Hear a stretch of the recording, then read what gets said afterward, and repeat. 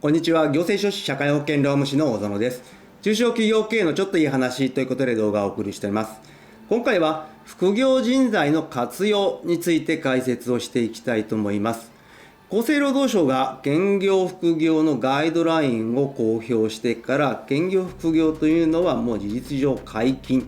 止できない、原則禁止できないという流れではありますけれど、まだまだ副業に関しては中小企業では抵抗感があるのではないかと思います。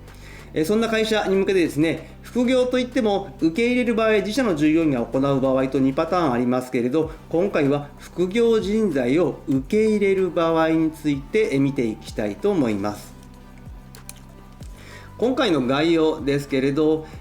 まずは副業のニーズとメリットということで、今副業に対して皆さんがどのような意識を持っているのか、そして副業受け入れの場合ですけれど、副業を自社で解禁をした場合にそのメリットは何かについて見ていきたいと思います。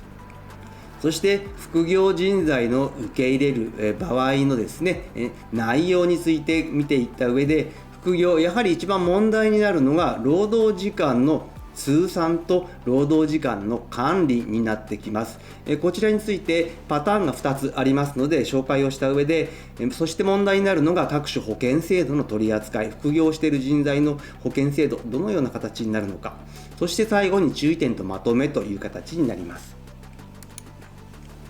まずは副業のニーズとメリットですけれど、20代の社会人の方を対象に行ったアンケート調査結果があります。副業が可能な会社であった場合、その志望度は上がりますかというアンケート調査によると、志望度が上がると答えたのが 27% ほど、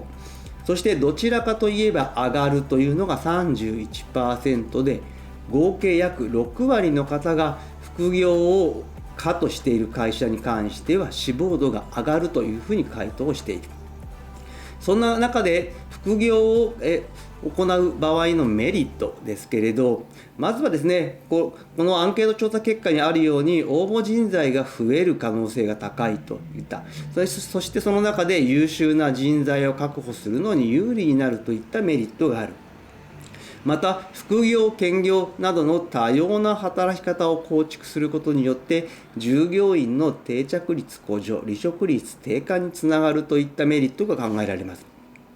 もちろんですね、副業兼業に関しては導入することのデメリットというのもありますけれど、メリットというのもやはり押さえておく必要があるか。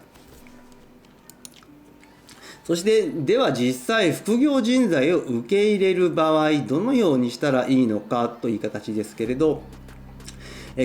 副業人材を受け入れる場合ですね、契約の種類、働いてもらい方というのは様々ではありますけれど、いずれにしろ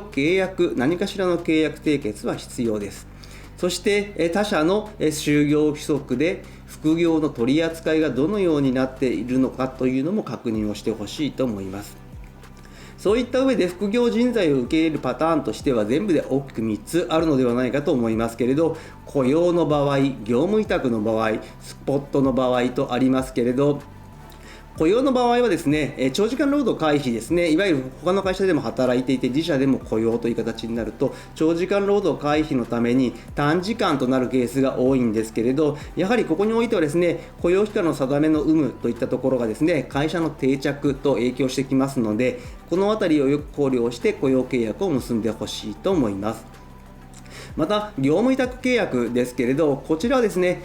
委任なのか請負なのかといったところが非常に大きな問題になってきます。ただし報酬は成果に応じて支払われるものになってきます。この業務委託契約ですけれど、メリットはですね、やはり優秀な人材を確保しやすいといったところが一番のポイントではないかなというふうに思います。そして3つ目がスポット契約ですね。最近は非常にアプリなんかでも多くなっておりますけれど、いわゆるスキマバイトといった形になりますので、スポットで業務をお願いをする。こういった場合はですね、アプリを通じて契約をするケースが多くてですね、面接だとか履歴書とかないケースが多い。また単純作業ですね、いわゆる配膳だとか、そういった部分の単純作業が多いといった場合にはこのスポット契約が向いているのではないかなというふうに思います。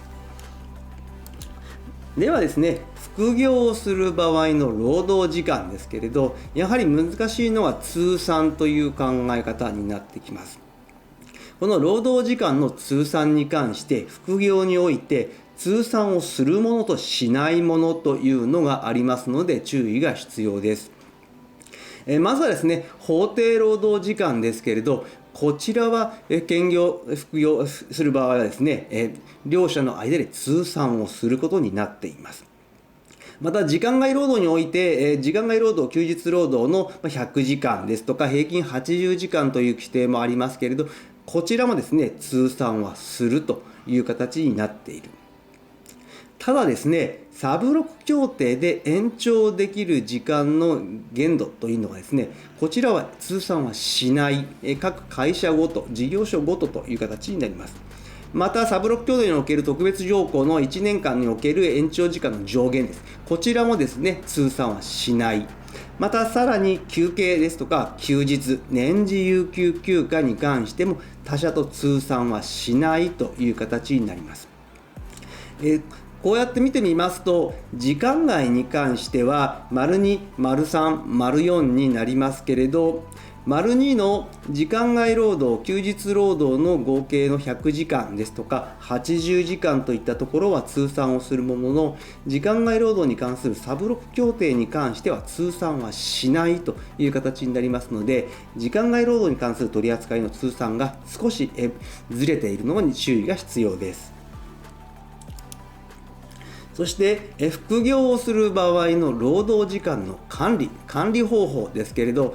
こちらはですね、副業の制度の導入に先駆けてどちらの方法で労働時間管理をするのかというのは決めておいてほしいと思います。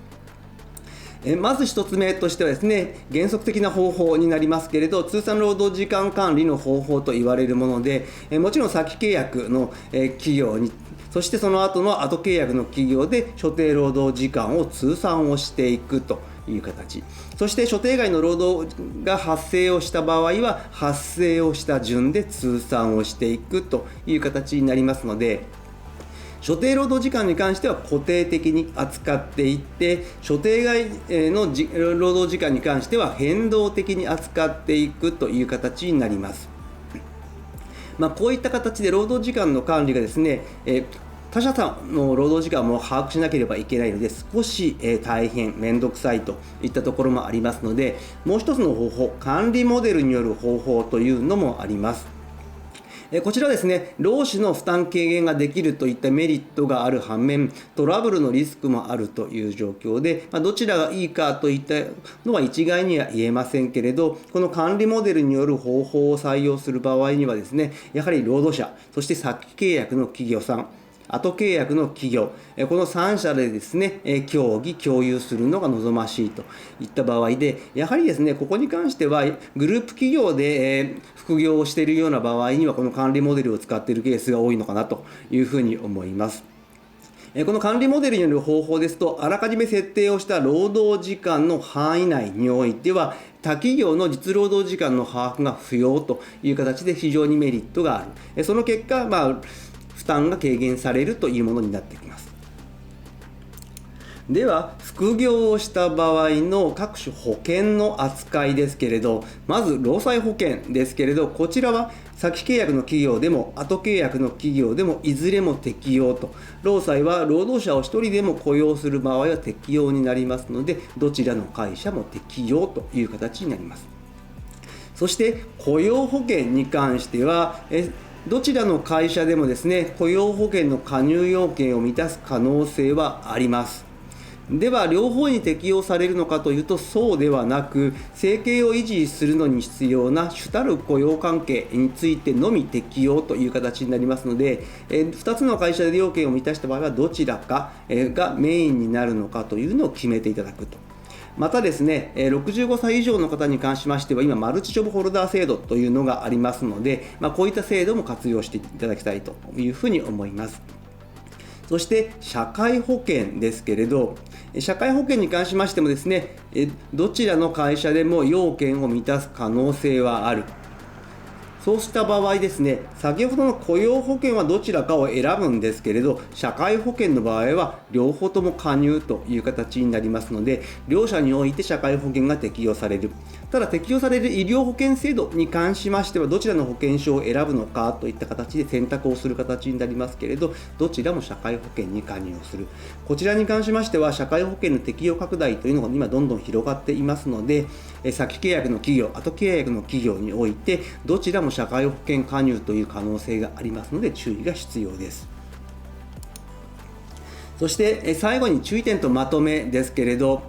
2025年の4月に雇用保険法が改正施行されますので、この改正の内容につきましては、自己都合離職者の失業保険の給付制限の解除という形になっておりまして、詳しくはまた別の動画でご紹介をしますけれど、離職をしてから失業保険をもらうまでの期間が